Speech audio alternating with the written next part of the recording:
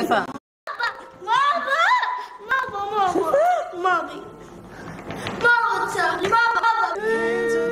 شفا شفا انا ما اقدر اسافر وانت زعلانه بليز.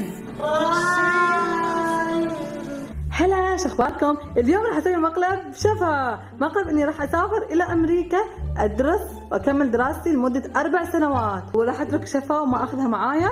وقبل ما ادري تنسون اللايك شير سبسكرايب. شفا ليله واحده اذا ما شافتني تتجنن، تخيلوا 4 سنين ما بتشوفني، هذا مقلب. اوكي شوفوا جهزت شنطه السفر عشان يبين كل شيء حقيقي.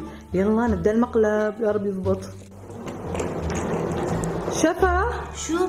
اريد اقول لك شيء. شو؟ راح اسافر اليوم. قول له.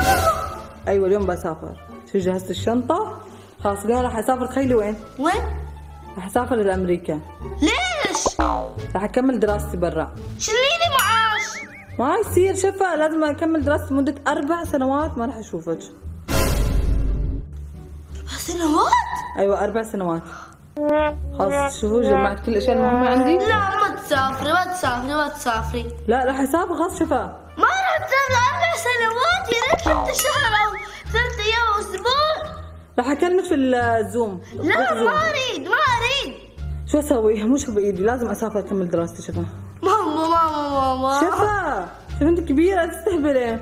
ما ابي. خلاص شو اسوي؟ انا حتى ما اريد ابعد عنك، بس شو اسوي؟ الحياه والظروف لازم.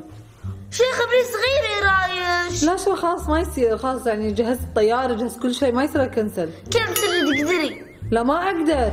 يا اليوم بتسافري؟ ايوه اليوم بسافر بعد يعني ساعه بسافر، بس الحين قاعده اودعك.